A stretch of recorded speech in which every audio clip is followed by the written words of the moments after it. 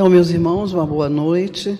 Hoje estamos aqui reunidos para o estudo, do Livro dos Médiuns, que o nosso irmão Gilberto vai dar continuidade, mas por um lindo trabalho que envolve o nosso atendimento fraterno, amoroso, a nossa dialogação tão importante com todos os espíritos que aqui já se encontram necessitados de luz e esclarecimento.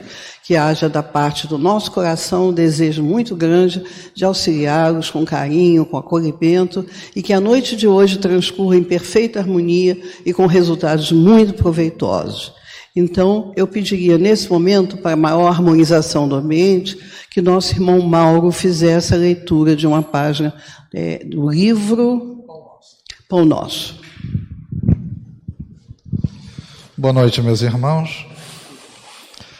Do livro Pão Nosso, psicografia de Francisco Cândido Xavier, pelo Espírito Emmanuel, a mensagem: não tropecemos. Jesus respondeu: não há 12 horas no dia?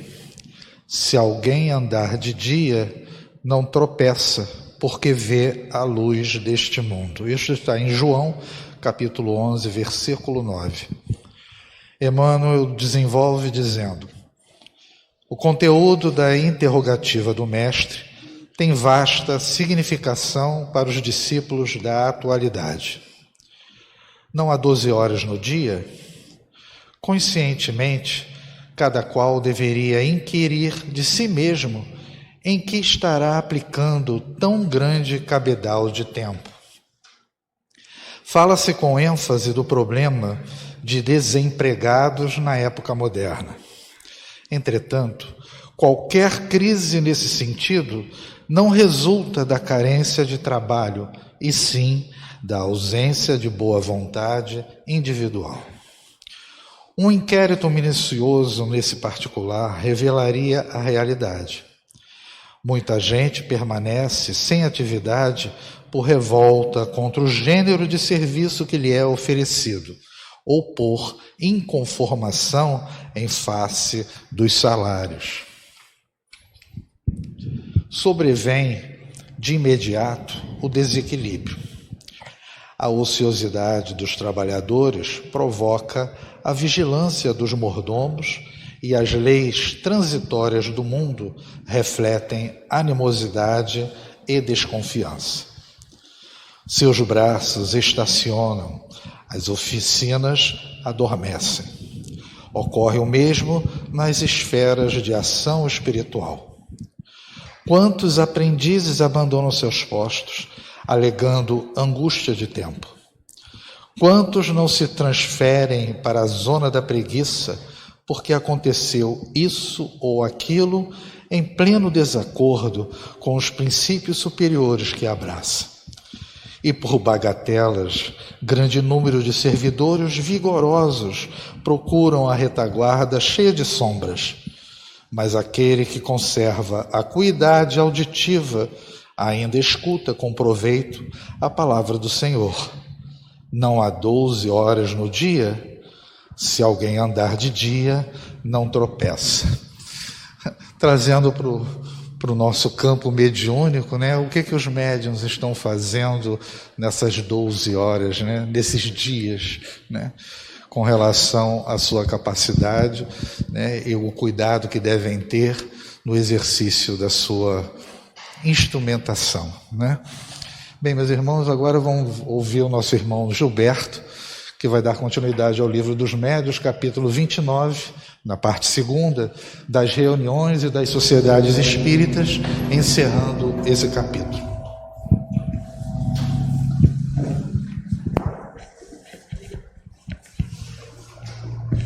Boa noite.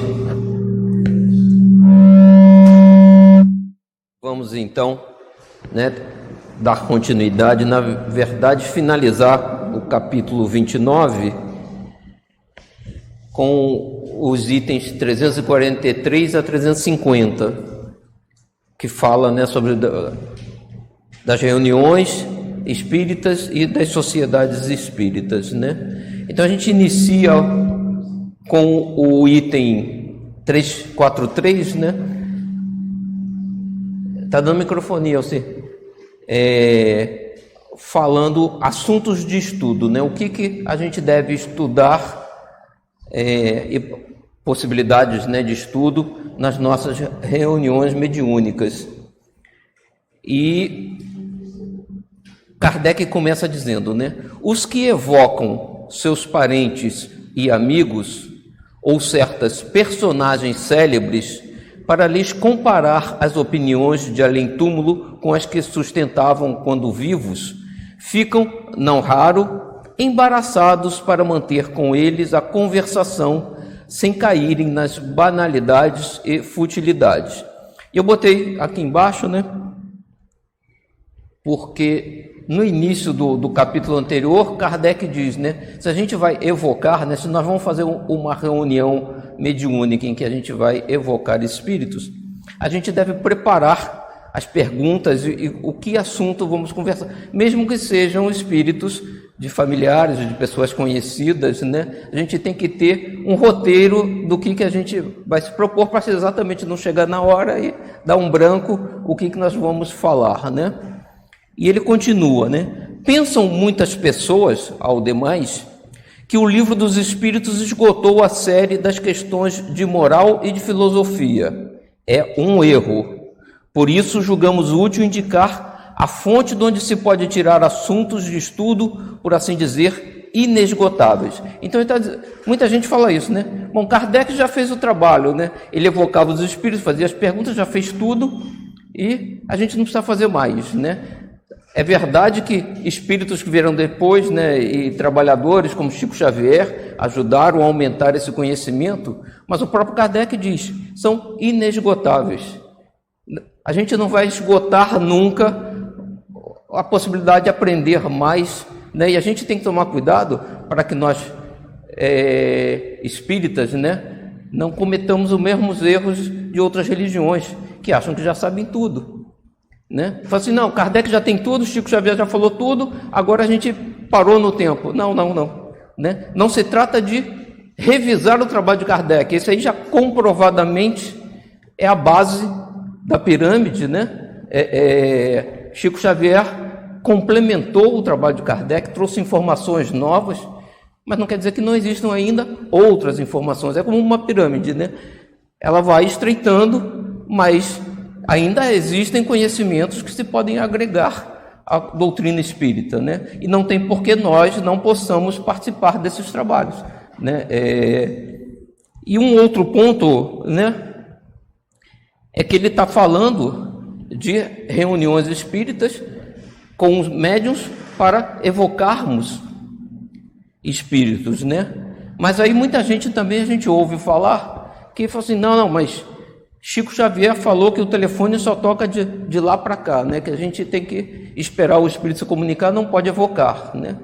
Será que é assim? Né? Essa frase é atribuída a Chico Xavier, né? Que seria uma metáfora para descrever a comunicação entre os dois mundos, sugerindo que os espíritos podem não estar sempre disponíveis quando nos colocamos à disposição deles, né? Mas Kardec e os espíritos, porque o Kardec mesmo diz, né? Eu não escrevi o livro, né? Eu compilei o que os espíritos superiores nos ensinaram, né? Então, os espíritos superiores disseram que sim, podemos evocar, e devemos, porque eles são fontes de informações importantes para nós, né? Em um questionamento sobre quanto tempo depois da desencarnação podemos entrar em contato com o espírito, a Mansão do Caminho, né, de Divaldo, o grupo de trabalhadores da Mansão do Caminho, esclarecem. Difícil dizer. Chico Xavier declarava, respondendo a essa pergunta, que o telefone toca de lá, do mundo espiritual para cá, o mundo material. Mas pode-se afirmar que depende de necessidade, oportunidade, utilidade e, sobretudo, merecimento. Então, sim, podemos evocar, algumas vezes não vamos ter resposta. Por quê? Depende a utilidade que vamos dar, né? Se formos um trabalho de pesquisa sério, não teremos problema, né? A oportunidade pode ser que o espírito não esteja disponível naquele momento, né? E, sobretudo, o merecimento. Se chamamos algum parente que desencarnou, ele pode não estar disponível ou não merecer vir se comunicar conosco naquele momento, né? Se alguém chamasse o espírito de André Luiz nos primeiros 8 anos depois da morte dele, ele estava no umbral, não viria ao chamado. Se chamou hoje em dia, muito possivelmente ele vem. Se ele tiver disponível, se tiver oportunidade, se for um estudo sério, não teria problema, né? Então, depende desses fatores, mas não que não se possa evocar, né? Mas vamos ouvir o que outros espíritas falam sobre isso, né? Eu trouxe um vídeo aqui.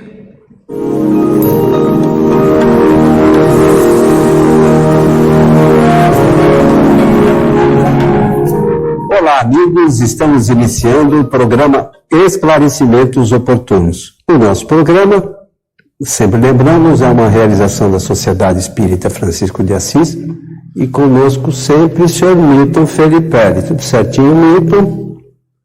Tudo bem, muito obrigado. O senhor Milton, nós fizemos recentemente um programa por solicitação de uma pessoa que ele dizia mais ou menos que muitas casas espíritas elas não têm o chamado trabalho de desobsessão. E uma outra pessoa nos encaminhou, porque nós fizemos um programa de evocações e falamos uma série de coisas. E ela falou, poxa, mas Kardec fazia, você falou que centros espíritas não fazem desobsessão. Kardec fazia evocação de espíritos e eu não ouço falar de evocação e tem muita gente que é contrário, inclusive, já ouvi falar, médiuns famosos aí que são contrários à evocação. Então, ela está pedindo para a gente esclarecer essa questão, né? Porque Kardec só trabalhou com evocação. Tem um monte de gente que diz que não é para fazer evocação. Né? Eu sei, Moisés também falava, proibiu, né? Evocar os espíritos, também tem uma história. Mas o motivo é outro, né? O motivo é outro. Então, comercialização. Por que tem gente que fala que não deve se evocar espíritos? Mas muito bem, você está fazendo uma colocação desse assunto de uma maneira muito apropriada. E eu vou explicar por quê. Porque os centros espíritas têm conversas com os espíritos, inclusive sofredores. Tem muitas conversas. Tem pessoas que dizem assim, dá para você levar o nome de meu pai que já desencarnou, minha mãe que já desencarnou, irmão, tio, qualquer parente, e pedindo ajuda espiritual. Claro, nós fazemos isso com muita alegria, porque significa que a pessoa está, em primeiro lugar, respeitando essa possibilidade que existe e também mostrando, testemunhando que ama o seu ente querido. Ora, quando nós levamos isso para o centro espírita, quase sempre nós fazemos isso nas reuniões de tratamento dos espíritos sofredores. Eu estou usando o linguajar antigo, eu sei que modernamente tem pessoas que preferem outro linguajar, mas eu estou me referindo ao jeito que a gente usa sempre, já de há muito tempo. E o que nós fazemos na reunião? Fala, vamos pedir agora para essas pessoas, esses espíritos que desencarnaram, e se quiserem se pronunciar, isso é um chamamento, isso é uma evocação. E sabem, meus amigos, milhares de centros espíritas fazem isso no Brasil. É claro que não estamos nos referindo à reunião de tratamento da obsessão. Não estamos nos referindo a isso, que já fizemos um programa especialmente para isso. Mas é um tipo de chamamento, de evocar. Que existe evocar e invocar. O evocar é você chamar. Agora, invocar é você trazer um certo conceito de autoridade. É diferente. Você sabe bem disso, que você estudou direito, sabe disso. Então, o que nós queremos é mostrar que o chamamento é porque existe uma impropriedade no Brasil, Coelho, a respeito desse assunto, porque está ainda fixado na lembrança das pessoas, dos dirigentes espíritas, o que disseram 2 espíritos a respeito dessa matéria, não recomendando a evocação. Mas houve um engano desses espíritos. Mas como eles são muito seguidos, respeitados, acham que eles têm mais autoridade que Kardec, não pode ter, né? Que os espíritos superiores, né? Que os espíritos superiores não podem ter, ao contrário. Kardec é muito claro nesse particular, nesse capítulo. Você nem mencionou ele ainda, né? Não, nem mencionei. Que é o capítulo 25 do Livro dos do Médiuns. Livro dos Médiuns, depois para... Ó, eu vou ler aqui, ó. Começa considerações gerais, né? Tem lá o iniciozinho, chama Das Evocações, o capítulo. Os espíritos podem se comunicar espontaneamente ou virem ao nosso chamado, quer dizer, pela evocação. Precisa... Não precisaria, né? Precisa falar mais alguma coisa? Não precisaria. Né? Mas como a maioria acha que o que um espírito deu de... o que ele acha, o que um espírito falou, o que ele pensa sobre isso, a diferença do que os espíritos superiores dizem. Então, você vê que é o contrário. Então, será que não podem os dois ser verdade? Com a razão.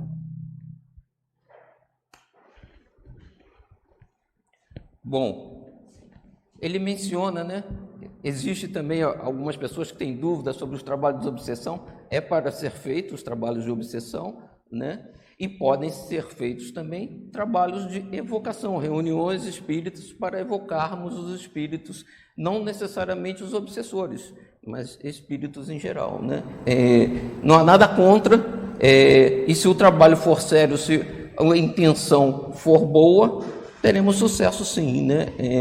E possivelmente o que acontecia em algum momento com Chico Xavier é que ele fazia reuniões para mães que perderam filhos, né, pessoas que haviam perdido parentes, e ele devia querer dizer para as pessoas o seguinte: olha, não vou conseguir trazer todos, até porque alguns, como a gente falou, André Luiz, nos primeiros 8 anos, não adiantava chamar, que ele estava no umbral, não poderia comparecer, né? Então ele certamente não conseguia atender a todos. Alguns ele conseguia levar e deu várias mensagens, né, de pessoas que desencarnaram, jovens e tudo mais, que davam mensagem para os familiares, né? Mas isso não quer dizer que não se possa fazer reuniões mediúnicas para evocarmos espíritos e tirarmos dúvidas e trabalharmos mesmo a doutrina, né? Tem muito por aprender. E Kardec então continua, né? Se a evocação dos homens ilustres, dos espíritos superiores, é eminentemente proveitosa pelos ensinamentos que eles nos dão, as dos espíritos vulgares não é menos, embora esses espíritos sejam incapazes de resolver as questões de grande alcance. Eles próprios revelam a sua inferioridade, e quanto menor é a distância que os separa de nós, mais os reconhecemos em situação análoga à nossa, sem levar em conta que frequentemente nos manifestam traços característicos do mais alto interesse, conforme explicamos acima no número 281, falando da utilidade das evocações particulares. Então, Kardec levanta inclusive a possibilidade de chamarmos espíritos em particular, né, casos específicos que possamos ter interesse, né? Só para a gente revisar, não botei todo o item 281, mas um trecho do item 281 diz: as comunicações que se obtêm dos espíritos muito elevados ou dos que animaram grandes personagens da antiguidade são preciosas, pelos altos ensinamentos que encerram. Esses espíritos conquistaram um grau de perfeição que lhes permite abranger muito mais extenso campo de ideias, penetrar mistérios que escapam ao alcance vulgar da humanidade e, por conseguinte, iniciar-nos melhor do que outros em certas coisas. Não se segue daí que sejam inúteis as comunicações dos espíritos de ordem menos elevada. Delas, muita instrução colhe o observador. Então podemos aprender ainda, e a gente tem que ter claro, né, que o Espiritismo é uma religião que, como Kardec já dizia, é em evolução, né? E a gente tem que trazer informações, né? Não é revisar o passado, mas buscar novos conhecimentos, né? Sempre.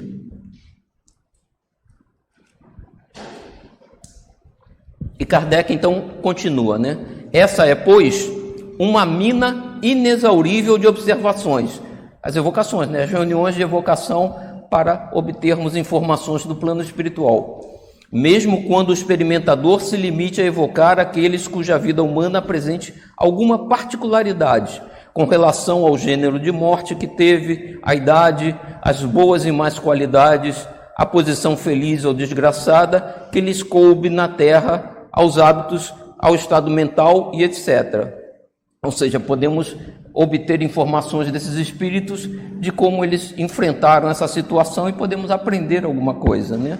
E aí eu trouxe aqui só uma frase, né, que atribuída a Einstein, que ele diz, né, tudo aquilo que o homem ignora não existe para ele, por isso o universo de cada um se resume no tamanho do seu saber, né? Então a gente precisa aumentar o nosso conhecimento, a gente não pode acreditar que já sabe tudo do Espiritismo, tem coisas que a gente não sabe ainda e a gente tem que ir atrás dessas coisas, né?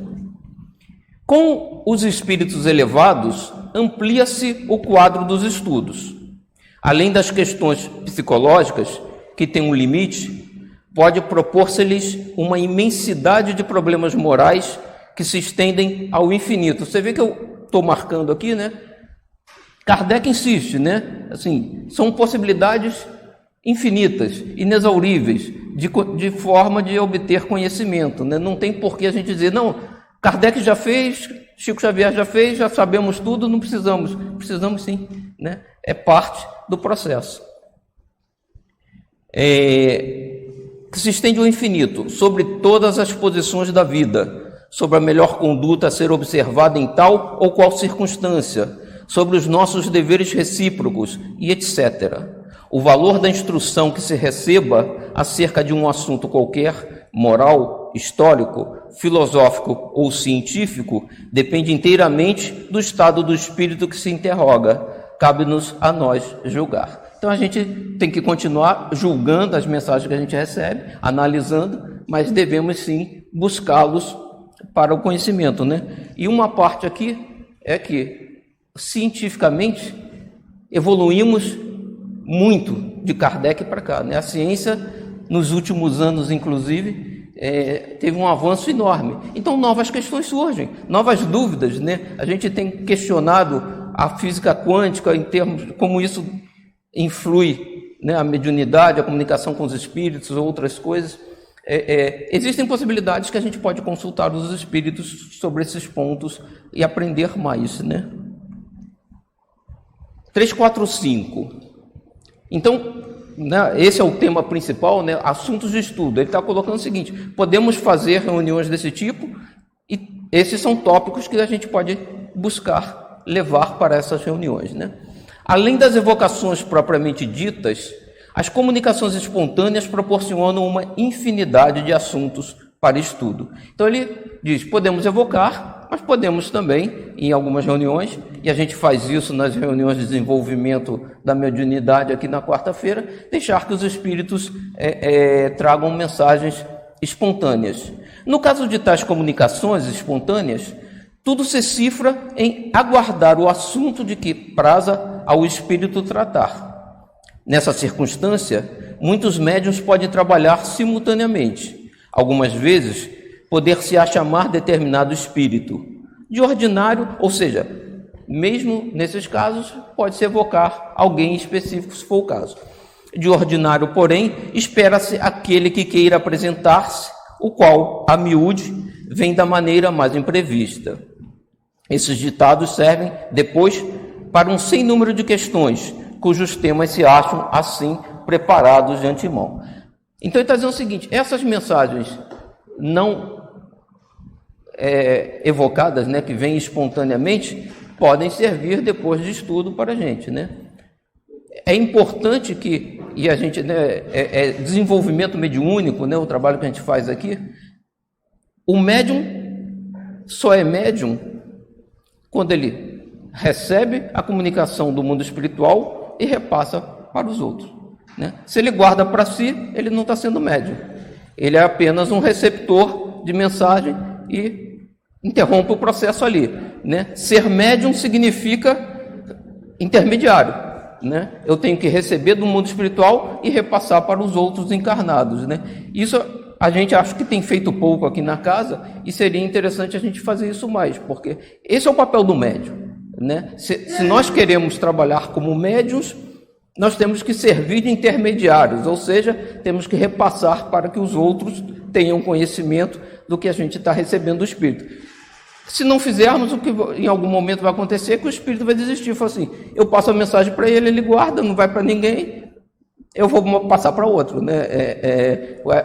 A ideia da mediunidade é essa, né? Do médium repassar as informações, né? Devem ser comentadas cuidadosamente para apreciação de todas as ideias que encerrem, julgando-se se eles têm o cunho da verdade. Feito com severidade, esse exame, já o dissemos, constitui a melhor garantia contra a intromissão dos espíritos mistificadores. Por esse motivo, tanto quanto para a instrução de todos, bom será dar conhecimento das comunicações obtidas fora das sessões de evocação. Como se vê, uma fonte aí inestancável de elementos sobremaneira sérios e instrutivos. Então, aqui de novo, Kardec diz, né? Recebeu mensagens fora dessas reuniões que se fazem especificamente para evocações, né? É bom dar conhecimento dessas comunicações aos outros, né? Esse é o processo para que todos possam ter material para discussão e estudo, né? E aí ele propõe uma sequência de trabalho para essas sessões, né, de comunicação, de estudo, né?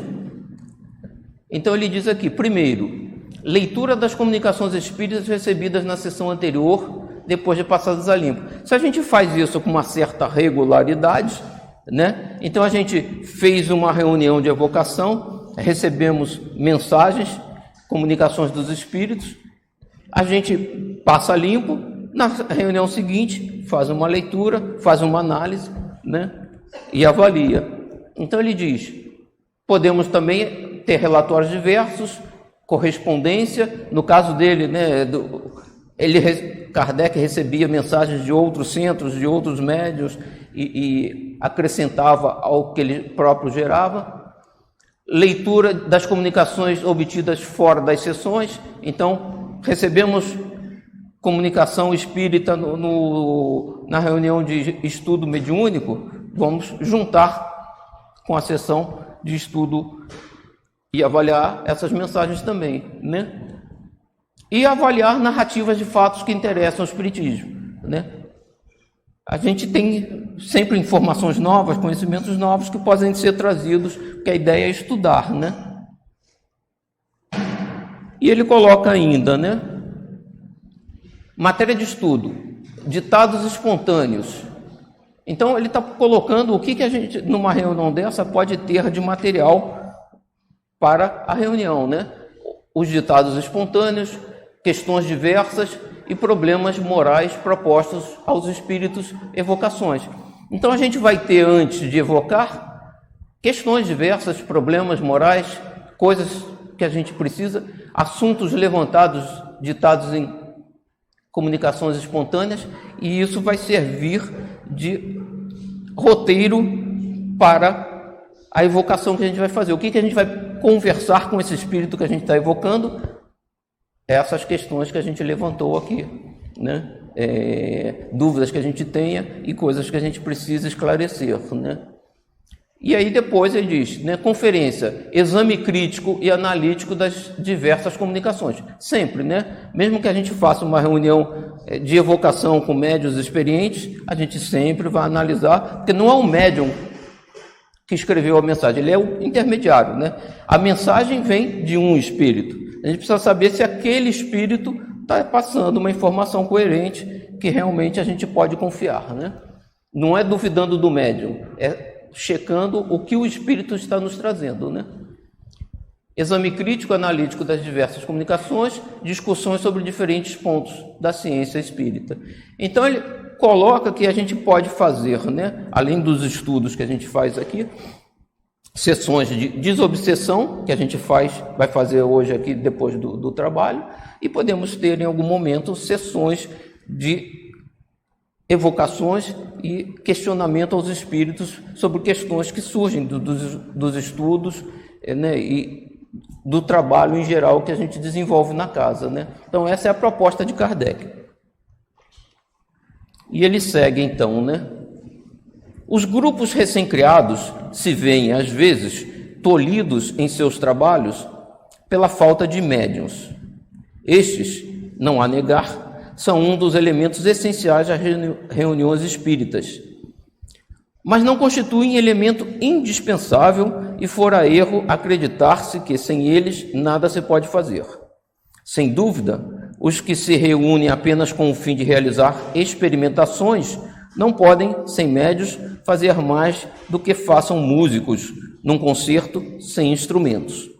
Porém, os que objetivam o estudo sério, a esses se deparam 1000 assuntos com que se ocupem, tão úteis e proveitosos quanto se pudessem operar por si mesmos. Então, Kardec está dizendo para a gente que a gente deve fazer reunião de estudo, né? E a gente, nessa reunião de estudo, a gente vai fazer a evocação de um espírito, em algum caso, para propor questões.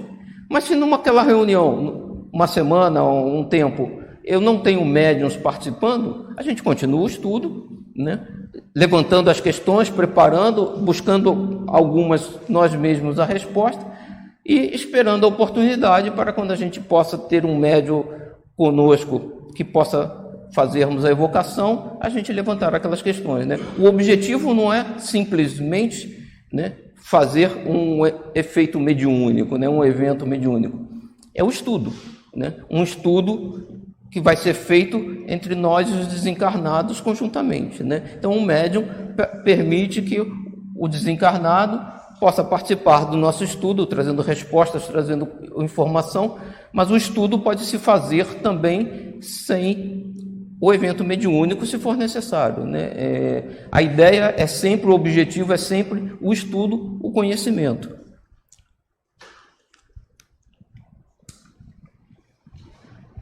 E Kardec continua então.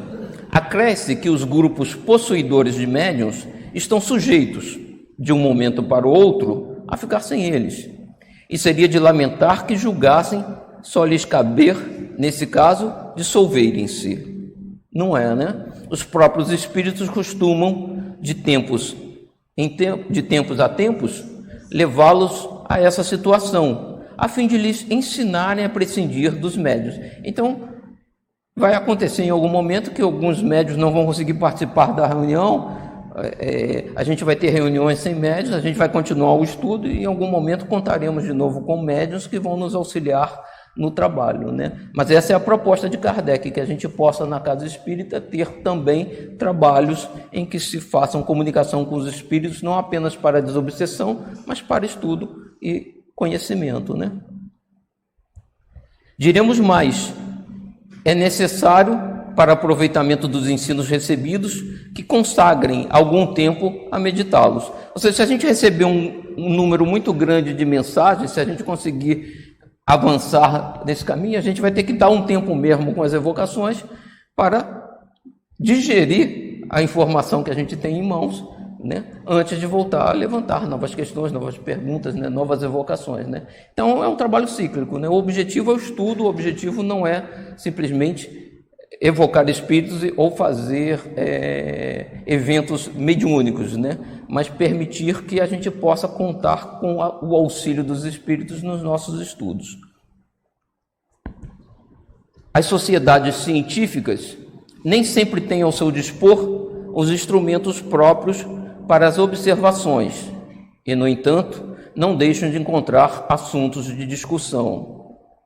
A falta de poetas e de oradores, as sociedades literárias leem e comentam as obras dos autores antigos e modernos. Então ele está dizendo, se eu tenho um grupo de estudo literário mas nenhum poeta, escritor pôde comparecer, né? A gente pega uma obra de algum escritor e vai fazendo o estudo até que um poeta, um escritor, possa participar conjuntamente com o trabalho e torná-lo ele ainda melhor, né? Mas o estudo se faz. É a mesma coisa a gente contar com os espíritos. Se pudermos contar com eles para nos auxiliar nos trabalhos, beleza. Se não, a gente vai levando o estudo até que o médium possa executar a missão, né, de nos pôr em contato com o espírito para que ele possa também participar dos nossos estudos. As sociedades religiosas meditam as escrituras. As sociedades espíritas devem fazer o mesmo, e grande proveito tirarão daí para seu progresso, instituindo conferências em que seja lido e comentado tudo o que diga respeito ao espiritismo, pró ou contra. Dessa discussão, a que cada um dará o tributo de suas reflexões, saem raios de luz que passam despercebidos numa leitura individual. Então, é o que a gente faz aqui hoje, né? Nós estamos lendo o livro do médium em conjunto, num estudo, para que a gente possa tirar novas conclusões, né? E a gente deve fazer isso também nesses estudos, só que, nesse caso, esse grupo seria para estudos de novas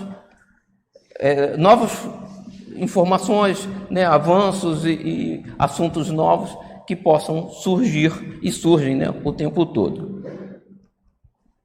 A par das obras especiais, os jornais formigam de fatos, de narrativas, de acontecimentos, de rasgos de virtudes ou de vícios, que levantam graves problemas morais, cuja solução só o Espiritismo pode apresentar, constituindo isso ainda um meio de se provar que ele se prende a todos os ramos da ordem social. Se isso era verdade no tempo de Kardec, hoje em dia com a internet, com tudo, nós temos informações disponíveis, né? Novos fatos, novas discussões ocorrendo, que a gente pode trazer para essas reuniões e avaliar, né? Isso faz sentido, isso aqui faz sentido, né? O que mais a gente vê hoje em dia na internet, que eu diria, algumas talvez verdade, a maioria eu desconfio, são espírito tal que havia desencarnado, deu uma mensagem, e muitas dessas notícias com chamamentos extraordinários, como se fosse, né? Deu uma mensagem importantíssima, talvez alguns sejam verdade, outros não. Material para estudo existe muito, né? A internet está cheia, as informações estão cheias, né? Oradores espíritas trazendo os diversos assuntos através de palestras que a gente tem acesso, né, o tempo todo na internet, e que podem servir de informação para grupos de estudo. Não só a gente estudar Kardec, Chico Xavier, como a gente tem feito, que isso é importante, mas tem novas coisas acontecendo, né? A gente tem que olhar para trás e olhar para frente, né? Essa é a ideia. E Kardec dizia, vocês devem seguir acompanhando o que está acontecendo, a evolução do espiritismo, e participar disso, né? Nós, como espíritas, devemos tomar parte desse processo. Garantimos que a uma sociedade espírita cujos trabalhos se mostrassem organizados nesse sentido, munida ela dos materiais necessários a executá-los, não sobraria tempo bastante para consagrar as comunicações diretas dos espíritos. Ele não está dizendo que não devemos fazer, não, mas ele diz o seguinte: vai ser muito trabalho. Só de buscar informações que acontecem no noticiário, que chegam a gente, avanços, a gente já vai ter material para caramba, né? Então, ele está dizendo assim, o foco não é a evocação do espírito, é uma ferramenta que nos permite trabalhar e pode nos auxiliar em obter informações, principalmente nas dúvidas que nós tivermos. Se tem um assunto que a gente estudou e ficamos em dúvida, um espírito, podemos levar essa questão a um espírito que poderia nos trazer uma resposta, né? Não sobraria tempo bastante para consagrar as comunicações diretas dos espíritos.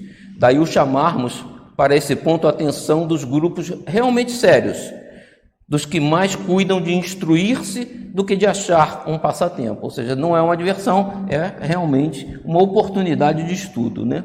E ele sugere, eu não trouxe aqui, mas ele sugere que se avalia o número 207, né, no capítulo da formação dos médiuns, né? Isso é importante também porque é uma prática mediúnica que para os médiuns é importante, né? O trabalho de desobsessão é muito importante, mas a oportunidade talvez de receber um espírito que traga uma mensagem, né, esclarecendo dúvidas, é um trabalho, eu acho que interessante para o médium também, que pode contribuir para o desenvolvimento do médium e de nós que estamos aqui buscando instruirmos, né?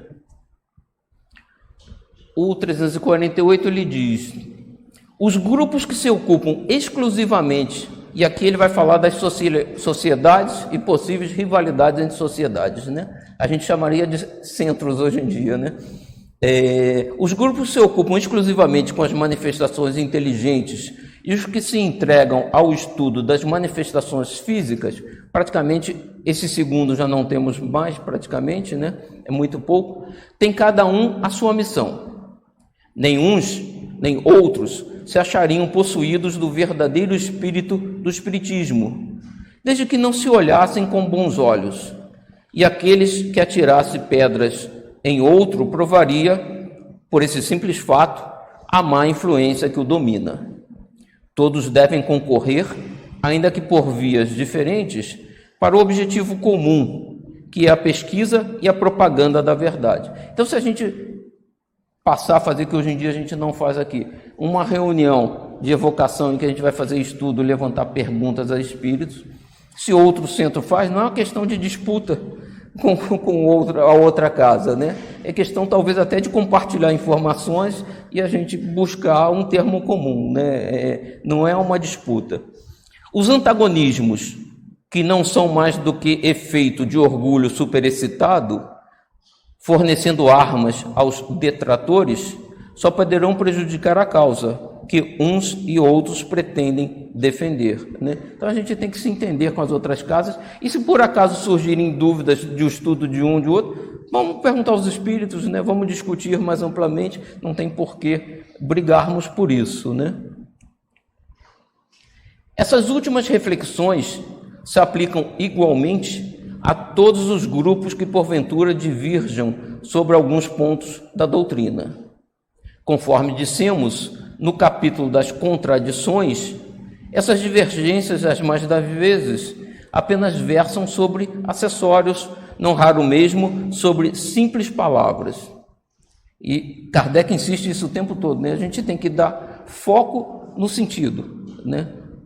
Não nas palavras, né? Às vezes existem formas diferentes de expor um pensamento, o pensamento é o mesmo, a forma de expor difere, né? E a gente não deve se desentender por causa disso, né? A gente tem que sempre buscar o sentido final das coisas, né? Fora, portanto, pueril constituírem bando à parte alguns por não pensarem todos do mesmo modo. Pior ainda do que isso, seria o se tornarem ciosos uns dos outros, ou seja, ciumentos, né? Uns dos outros, os diferentes grupos ou associações da mesma cidade, né? A gente não tem que competir, né? Compreende-se o ciúme entre pessoas que fazem concorrência umas às outras e podem ocasionar recíprocos prejuízos materiais, né? A gente sabe que isso acontece, mas a gente tem que evitar que isso venha para a nossa casa espírita, né? Não havendo, porém, especulação, o ciúme só traduz mesquinha rivalidade de amor próprio, né?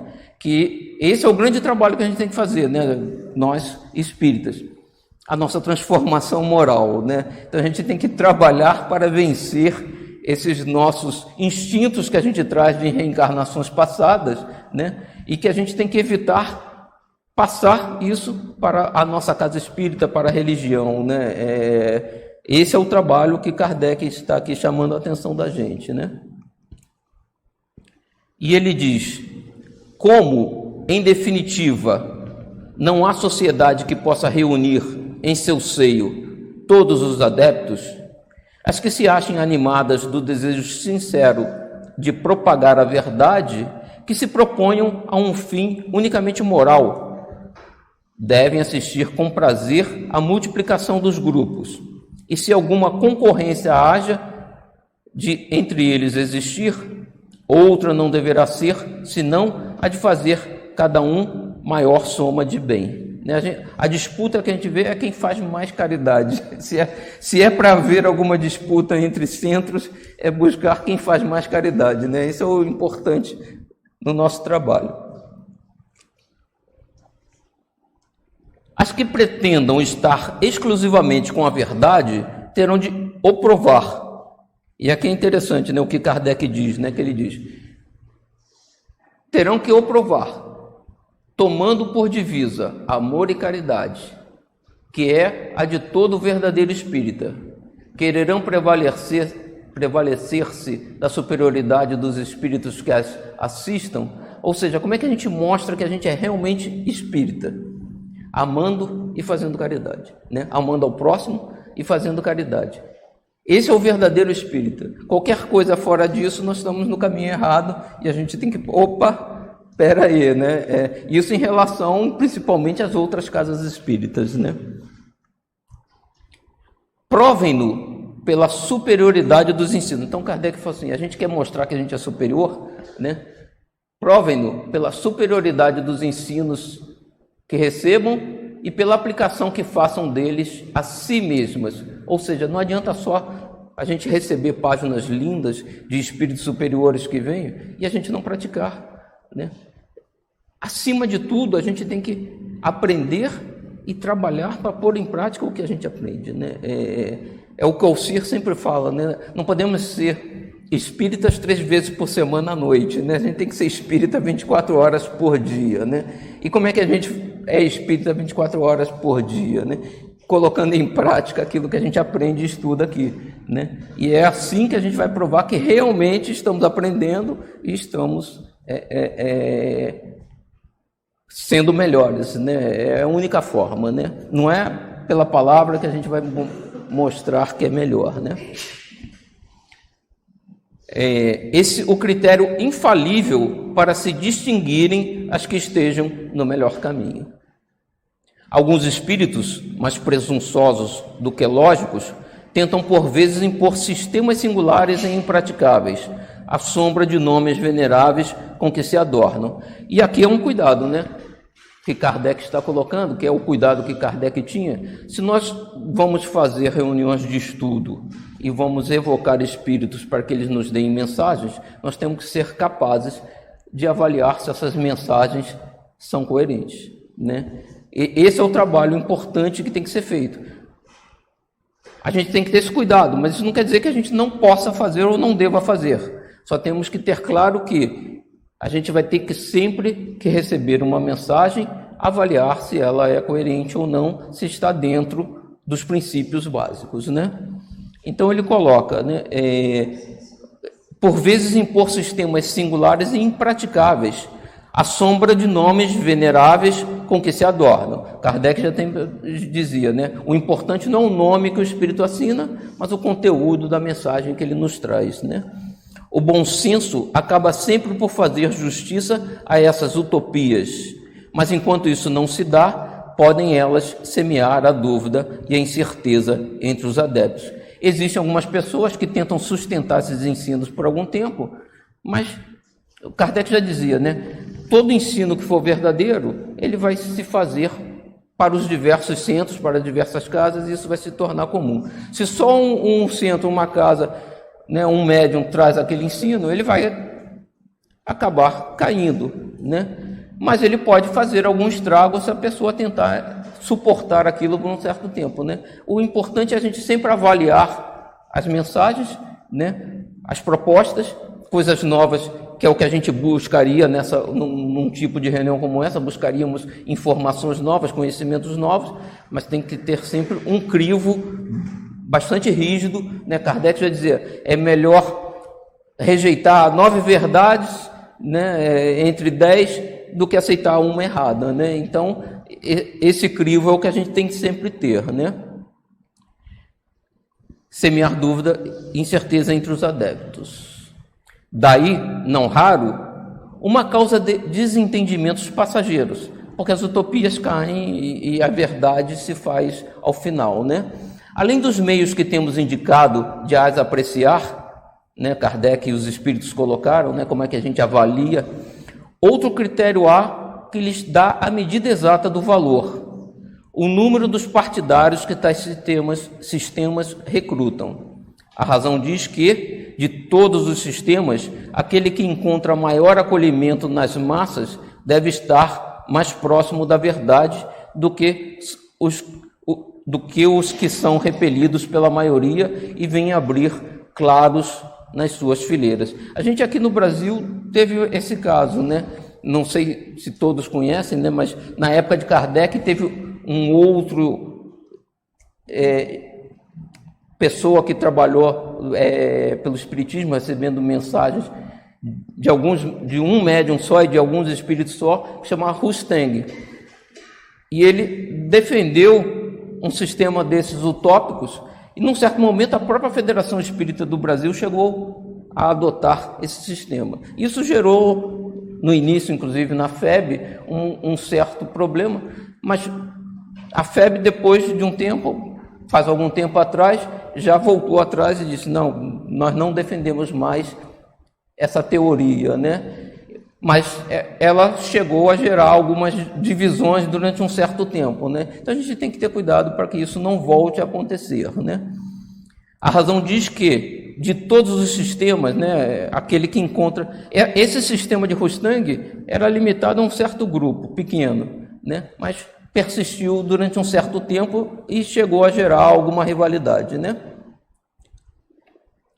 Tem depois, como certo, que quando os espíritos se negam a discutir seus próprios ensinos, é que bem reconhecem a fraqueza destes. Então ele está dizendo o seguinte, não só o médium, mas se o próprio espírito que propôs um sistema desse não quer que se discuta, né? Porque a ideia, em reuniões de estudo com evocação, é que a gente possa questionar o espírito também, né, sobre a proposta que ele está trazendo, né? Se ele não quiser discutir, opa, tem alguma coisa errada. Porque o espírito que tem boa vontade, ele vai propor a ideia e vai estar aberto a discutir, né? A gente vai fazer perguntas e ele vai esclarecer e responder as nossas perguntas, né? Se por acaso ele disser, não, é isso, não discute, pé atrás, porque pode ter algum problema, né? Ele está considerando aqui Kardec reuniões em que participam do estudo espíritos que vão nos trazer mensagens, né? Assim, poderiam todos os homens acreditar nas manifestações dos espíritos e a humanidade ficar estacionária. Ou seja, se a gente acredita na comunicação com os espíritos, mas aceita tudo que eles dizem, a gente não vai avançar, né? A gente tem que filtrar o que realmente é verdade, porque todos nós estamos em processo de desenvolvimento, né? E vamos ser provados em algum momento, ou seja, algum espírito vai vir e vai tentar nos enganar, assim como na internet acontece, né? Um monte de gente, a gente tem acesso à internet, tem e-mail, recebe o tempo todo e-mails sérios, com informações importantes, e-mails de pessoas que estão tentando dar golpe na gente e nos enganar, né? Vai acontecer também na comunicação com o mundo espiritual, não tenho dúvida, é igualzinho, né? E a gente tem que saber o que é sério, o que não é sério, o que é verdade, o que não é verdade, e separar, né? O critério tem que ser da mesma forma, né? Tais, porém, não são os desígnios de Deus, que a gente fica estacionário. Para o objetivo providencial, portanto, é que deve entender todas as sociedades espíritas sérias, grupando todos os que se achem animados dos mesmos sentimentos. Então, haverá união entre elas, simpatia, fraternidade, em vez de vão e pueril antagonismo, nascido do amor próprio, mas de palavras do que de fatos. Né? Ele está dizendo o seguinte, os antagonismos, as divisões, né, tem a ver muito com o nosso amor próprio, que a gente tem que trabalhar, né, para quebrar, né? E eles acabam acontecendo muito mais em cima de palavras do que fatos, né? Do que realmente ideias e conteúdo, né? A gente é muito preso às palavras e, às vezes, geramos discórdia por coisas que, na verdade, não são tão sérias e tão críticas assim, né? Então, elas serão fortes e poderosas, porque assentarão em inabalável alicerce. O bem para todos, então, serão respeitadas e imporão silêncio à zombaria tola, porque falarão em nome da moral evangélica que todos respeitam, né? E eu diria o seguinte: a gente tem que trabalhar para que a gente aqui, né, no estudo teórico, comece a chegar, né, a esse ponto de consenso, porque a ciência está caminhando, mesmo que eles não estejam buscando esse objetivo, para cruzar com o que a gente tem dito, né, cada vez mais, né? As descobertas da ciência têm levado a questionamentos que levam à existência da consciência, né, a sobrevivência da consciência, né? Existem já grupos de médicos que dizem a pessoa estava em estado de morte, recuperamos o paciente e ele lembrava do que aconteceu quando o corpo estava em estado incapaz de pensar, de adquirir, né? E eles dizem, a consciência existe fora do corpo, né? A ciência está caminhando cada vez mais para isso, né? E vai cruzar com o que a gente vem estudando, principalmente nós espíritas, né? Que aceitamos, né, a reencarnação, aceitamos a comunicação com os espíritos e tudo mais. E a gente tem que estar pronto para isso, né? Isso vai acontecer. Kardec já previa, né? As coisas não são imediatas, né? São 150 anos mais desde Kardec, mas estamos caminhando para isso, né? E a hora que a ciência disser, bater o martelo e falar, existe consciência fora do corpo, nós estamos no caminho que a gente já vem dizendo isso há muito mais tempo, né? E a gente tem que estar preparado, inclusive, para aproveitar essa oportunidade, porque vai ser uma grande oportunidade de provarmos que o que a gente vem falando realmente ocorre, né? Essa estrada pela qual temos procurado com esforço fazer que o Espiritismo enverede, né? Isso Kardec falando naquela época, né? A bandeira que desfraldamos bem alto é a do Espiritismo cristão e humanitário, em torno da qual já temos a ventura de ver em todas as partes do globo congregados tantos homens, por compreenderem que aí é que está a âncora da salvação, a salvaguarda da ordem pública, o sinal de uma era nova para a humanidade. Convidamos, pois, todas as sociedades espíritas a colaborar nessa grande obra, que de um extremo ao outro do mundo elas se estendam fraternalmente as mãos e eis que terão colhido o mal em inextricáveis malhas. E que obra que ele está falando, né? É essa que a gente está fazendo, de estudar, essa que a gente está fazendo, né, de divulgar, mas também de avançar, né, de ir adiante, né, de abrir novos conhecimentos, né? E a gente pode buscar esses novos conhecimentos, lendo livros de outros que estão escrevendo coisas novas, ou buscando nós novos conhecimentos, inclusive trabalhando com a espiritualidade que nos assiste, né? Essa era a proposta de Kardec, né? Então, sim, né, a conclusão aqui do estudo, é possível evocar, desde que seja de forma séria, com objetivo sério, né? Ninguém vai fazer uma reunião de evocação mediúnica apenas para se divertir, né? Apenas para chamar alguém e depois não saber o que perguntar, como dizia Kardec no início, né? A gente tem que ter um roteiro, a gente tem que ter questões, o que a gente quer aprender, né? O que a gente quer obter desses espíritos, e aí podemos sim realizar reuniões desse tipo, né? E colaborar não só com o nosso conhecimento, mas nós temos, e os médiuns, né? Se a gente quer ser médium, a gente tem que trabalhar para divulgar esse trabalho para as outras casas, inclusive, né? Esse é o trabalho mediúnico, né? De intermediário, né? De intermediação, não apenas para um grupo fechado, mas para todos os espíritas, né? Para todas as pessoas. Que tenhamos todos uma boa noite.